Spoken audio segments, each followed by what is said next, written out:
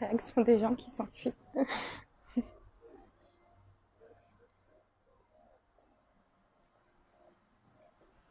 Bien, bonjour à tous et bienvenue pour ce 5e épisode spécial de cette hors-série Soutenons nos commerçants.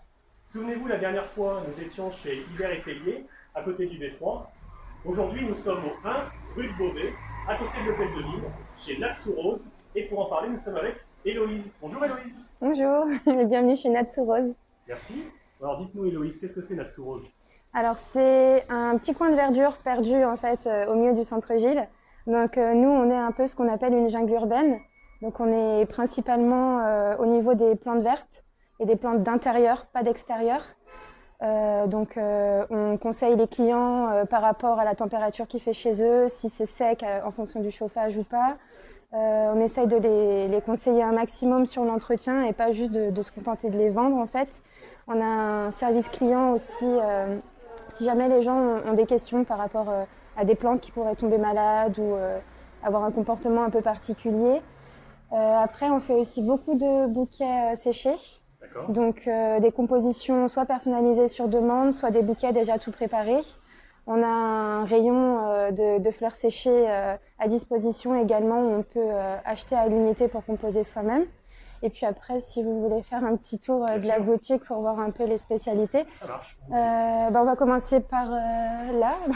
Le côté vitrine, en fait, c'est surtout pour montrer toute la diversité de ce qu'on peut avoir en magasin. Donc on voit qu'il y a des bouquets séchés. Là-haut, on a une calathea, donc nous, on aime bien les calatheas. Après, on a différents types de plantes, donc il y a de la plante grasse, de la plante verte. On avait des plantes épiphytes, donc c'est des plantes en fait qui poussent hors sol. On appelle ça les demoiselles de l'air, mais elles sont toutes parties, donc malheureusement, je ne pourrais pas vous en montrer. Donc là, on va commencer avec les plantes qui sont relativement simples à entretenir. Donc on a des monstera mini. Là, on a un pied d'éléphant. Ça, c'est donc des plantes grasses tombantes. Donc, en fait, à entretenir, c'est très facile parce que ça ne demande pas beaucoup d'arrosage. Et en général, ce qui tue le plus les plantes, c'est trop d'arrosage. Donc, les gens pensent bien faire. Ça part d'une bonne intention, mais souvent, ils les noient. Donc, en fait, les plantes grasses, c'est plutôt pas mal pour ces gens-là parce que du coup, ils n'ont pas besoin de penser à les arroser. Donc, c'est plutôt simple à entretenir. Donc, il y a les cactus, on a des phytonias. Les phytonias, c'est génial parce qu'en fait, il y a plein de teintes différentes. Donc, vous voyez, on a plusieurs exemples ici. Il va y en avoir des blanches et vertes, des plutôt rouges. On en a aussi des roses. Donc ça, c'est pareil, c'est des plantes qui sont pas mal pour les personnes qui débutent et qui veulent commencer une collection. On a des terrariums. Donc, les terrariums, en fait, ça recrée vraiment des tout petits écosystèmes. Donc, par exemple, dans celui-ci, il y a de l'asparagus, de la phytonia, de la mousse. Les billes d'argile, c'est pour permettre de garder un certain taux d'humidité dans les terrariums. Et en fait, contrairement à ce qu'on pourrait croire, ça demande très peu d'entretien. Donc, c'est pareil, ça peut être pas mal si on veut avoir une petite bulle de verdure, mais qu'on s'y connaît pas trop. Parce qu'il suffit de vaporiser une fois par mois, de tailler ce qui va pas, et puis après, ça part tout seul. Donc là, on en a un énorme d'ailleurs, avec une calathea à l'intérieur, un syngonium, on a encore de la phytonia. Et oui, enfin, tout ça pour dire que voilà, c'est plutôt pas mal les terras quand on veut commencer. Donc là, c'est pareil, on a du philodendron, donc ça fait partie de la même famille. Enfin, je vais reprendre correctement. Donc les philodendrons, ça comprend les monstera, donc la monstera mini qu'on a vue là-bas. D'accord. Monstera deliciosa comme celle-ci. Et quand ça grandit, donc ça prend à peu près cette forme et cette taille-là. On va avoir des anthuriums aussi. Alors les anthuriums, c'est des plantes en fait qui ont des fleurs persistantes. Donc là, il nous en reste que des rouges. On en avait des roses, des blanches et des mauves. Ça, c'est plutôt sympa aussi. Ça habille bien les pièces. Et au niveau de l'entretien, c'est plutôt facile à entretenir par rapport au calathea, par exemple.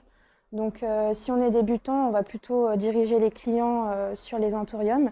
Les calatheas comme celle-ci et celle que je vous montrerai après, en fait, ça demande un niveau d'hygrométrie assez élevé. Donc, il faut brumiser le feuillage, vérifier que le terreau soit toujours un petit peu humide. Voilà, vraiment limiter la sécheresse au maximum. Donc, ça, c'est plus pour les personnes un peu plus expérimentées. Pour moi, il n'y a pas de main verte ou pas de main verte. C'est juste question d'habitude et d'information. Et c'est ça aussi qu'on essaie de transmettre au magasin. C'est les gens qui arrivent et qui n'osent pas acheter des plantes. On est là pour leur dire, mais tout le monde peut en avoir. Il suffit juste d'avoir les bonnes informations pour ne pas les laisser mourir en fait dans un coin derrière. Donc là, après, on a aussi des grandes plantes. Donc pour le côté plus décoratif en général, dans les salons ou ce genre de choses, dans les entreprises. Ça, c'est des pas de doigts, des syngoniums. Donc ça fait partie de mes plantes préférées. C'est super simple à entretenir, ça fait beaucoup de feuilles. C'est un feuillage persistant, c'est super résistant. Donc là, c'est une bégonia. Donc vous voyez, je vous parlais de sécheresse tout à l'heure. Les bégonias, c'est un peu comme les calathea. À partir du moment où on a rallumé les radiateurs, c'est un peu une catastrophe parce que c'est un feuillage qui est très délicat et qui va avoir tendance à sécher très très vite. Donc c'est pareil, ça je déconseille aux personnes qui commencent dans le milieu des plantes. En tout cas pour... ouais, parce que au niveau... Enfin bref, je diverge. Donc là, on a le rayon fleurs séchées et aussi des créations donc, de ma patronne et moi-même. Parce qu'on aime bien aussi mettre un peu notre touche personnelle dans ce qu'on fait et vraiment, ce magasin, il n'a pas été créé juste pour vendre. C'est vraiment une petite bulle où on peut créer, montrer sa créativité, échanger aussi. On a des clients parfois qui passent discuter et qui n'achètent pas, mais c'est justement le côté humain qui fait que et c'est plutôt pas mal. Donc là, on a toutes les fleurs séchées à l'unité qui sont disponibles pour les personnes qui veulent soit composer elles-mêmes, soit qu'on compose nous-mêmes des bouquets pour elles. Donc là, par exemple, on a un bouquet séché qui ressemble beaucoup à une commande qu'on a eue il y a quelques jours. On a une page Etsy sur laquelle on peut commander des bouquets séchés. On a aussi une page Instagram où on peut faire des demandes particulières, par exemple quand on va chez notre fournisseur. Là, vous avez une autre calathea, donc, pour montrer un peu les différences au niveau du feuillage.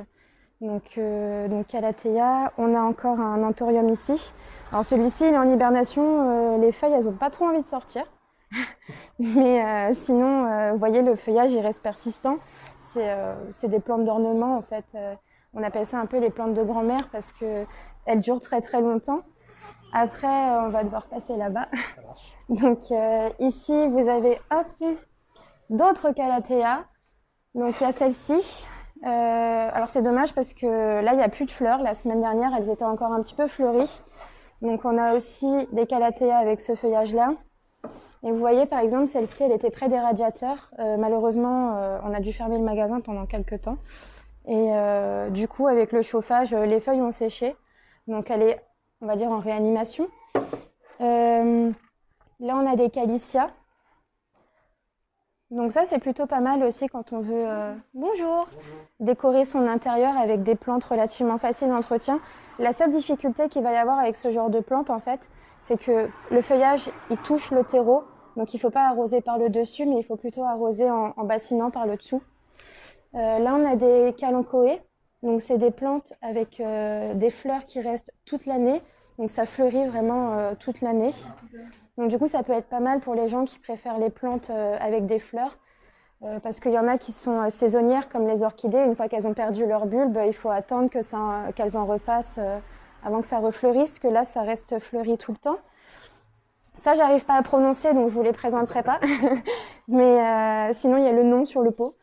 Là, on a un yucca. Donc ça fait partie vraiment des plantes super simples au niveau de l'entretien. Là, on va avoir tout ce qui est cactus. Donc, il faut savoir, quand on regarde ces cactus-là, souvent les gens me demandent si c'est les fleurs des cactus. Non, en fait, c'est des fleurs séchées qui ont été piquées pour décorer le cactus. Mais c'est pas les fleurs du cactus. Par contre, les cactus peuvent fleurir, mais c'est pas ces fleurs-là. Là, il y a du lierre panaché. Ça, c'est des feuilles de... Ah, flûte, j'en ai une à la maison, mais je me rappelle plus. Je suis désolée, je voulais vous le dire, mais je me rappelle pas. Ça, c'est de la monnaie chinoise, donc c'est une pilea. Là, on a 3 sortes de cactus différents. Par exemple, pour montrer un petit peu aussi les variétés qu'il peut y avoir. Et là, on a un terrarium ouvert, on va dire, avec de l'asparagus, de la phytonia, de la mousse. Donc ça, c'est pareil, c'est facile d'entretien. Alors, je suis triste parce que je voulais vous montrer un syngonium rose, mais il a été vendu ce matin. C'est la même espèce de plante que celle qui est sur le comptoir, mais en fait avec les feuilles roses. Et là, vous avez une autre sorte encore de calathea. Et vous voyez, il y avait encore des fleurs la semaine dernière. Ça fait des petites fleurs blanches, mais c'est des fleurs éphémères. Et là, il y a vraiment le rayon, je vais dire, le plus simple à entretenir, si on ne veut pas trop se prendre la tête au niveau de l'exposition, de l'arrosage, etc. Donc ça va être les plantes grasses, tout ce qui est aloe. Donc ça, c'est des aloés, mais ça ne fait pas partie des aloe vera. Donc il ne faut pas les utiliser en fait à des fins cosmétiques ou s'en servir pour manger. Parce qu'on peut manger l'aloe vera si on le cuisine correctement. Ça a des vertus purificatrices en fait au niveau du foie, du système digestif, etc. Donc des aloe vera, on va en avoir ici, juste derrière vous. Donc ceux-là, ils peuvent être utilisés à des fins cosmétiques ou comestibles, mais il ne faut pas confondre avec ceux que j'ai montrés précédemment en fait. Et puis on va avoir des gros cactus également. Donc ça c'est super résistant. Là on a un ficus bonsaï. Alors en fait bonsaï on les appelle comme ça parce que c'est la façon dont on les fait pousser, mais ça reste des ficus quand même. Et on en a en vitrine d'ailleurs je crois. Et après on a d'autres bouquets séchés. Bonjour. Pour montrer un petit peu en vitrine ce qu'on peut proposer en fait en termes de plantes sèches. Donc il faut savoir aussi qu'ici tous les cache-pots c'est juste des modèles d'exposition, mais les gens peuvent choisir l'ensemble qu'ils désirent. Donc ils peuvent prendre une plante, changer le cache-pot, aller là-bas en caisse. Il y a tout un rayon avec des pots en fait qui peuvent choisir à leur convenance. Et je crois qu'on a fait le tour parce qu'après, niveau plantes tombantes, on est passé devant tout à l'heure. Les cactus, on en a parlé. Calathea aussi. Après, voilà, il y a des petites créations comme des cloches, comme on a vu tout à l'heure, comme celle-ci. Donc, toujours avec des fleurs séchées. Ouais, puis là, il y a du quartz à l'intérieur. Donc, en fait, quand on fait des bouquets, il y a toujours des chutes. Et nous, ici, déjà, pour l'emballage, on utilise du papier recyclable. On n'a pas de fleurs fraîches en partie justement parce que c'est chacun sa façon de voir les choses, mais c'est pas très écologique les fleurs fraîches et c'est pas non plus très économique ni pour le client ni pour le vendeur parce que ça coûte cher à l'achat et c'est éphémère. Donc en fait, on préfère tabler vraiment sur du bouquet séché qui peut durer des années ou de la plante verte qui va se développer naturellement. Et puis après, on a des créations aussi juste derrière vous. Qu'on a fait spécialement pour Noël, donc les couronnes qui sont ici. Donc après, il y en a pour tous les styles, des couronnes plutôt pour les enfants, plutôt pour les adultes, pour la famille. On a des maisons pour les insectes, on a des petits accessoires de décoration également. Enfin, on essaye de faire en sorte que quand les gens y viennent, ils puissent y trouver de tout en fait, parce qu'on se rend compte que les goûts de tout le monde diffèrent. Et on le voit bien quand on fait les bouquets séchés, c'est un petit challenge à chaque fois parce que les gens arrivent avec une idée bien précise. Et nous, il faut qu'on s'adapte à la demande du client et qu'on essaye de comprendre ce que le client attend et qu'on le fasse derrière. Et du coup, moi, j'aime bien faire les bouquets séchés. Et là, par exemple, je vais vous montrer un bouquet que ma patronne a fait pour montrer un peu aussi d'autres exemples. Donc on peut faire des bouquets sur support. Et donc là, celui-ci, il y a de la lavande, donc il y a des queues de lapin, et ça, c'est des roses éternelles qui ont été piquées à l'intérieur. Donc ça peut être par exemple une belle idée de cadeau à offrir, parce que ça, si c'est pas exposé à l'humidité, ça peut même se transmettre plus tard quand on est plus âgé, etc. Donc c'est un peu l'identité de la maison, on va dire. Les gens, ils commencent à venir de plus en plus pour nous demander justement des bouquets. C'est ce qui fait un peu vivre le magasin. Ça et les plantes vertes parce que les plantes lovers, les plantes addicts, comme certains nous appellent, au moins ça fait une jardinerie mais en centre-ville. C'était ça en fait qu'on voulait parce que sinon on est obligé de s'excentrer, de sortir, d'aller dans les zones commerciales. Et c'est pas toujours évident et puis elles sont pas toujours très bien entretenues les plantes dans ces magasins-là. Donc ici on essaye de faire au mieux. Donc à la base c'est ma patronne qui a créé ce magasin parce qu'elle est passionnée de plantes. Et moi je suis en reconversion professionnelle. justement parce que je suis une grande passionnée aussi. J'ai été une cliente régulière et j'ai eu la chance d'être recrutée et de faire partie de l'aventure. Merci beaucoup. Donc voilà, donc là on a un autre exemple, je vous ai montré celui-ci mais je ne vous l'ai pas montré. Donc ça aussi c'est un ficus bonsaï et juste pour passer un petit message aux gens qui hésiteraient à en acheter, c'est super simple à entretenir.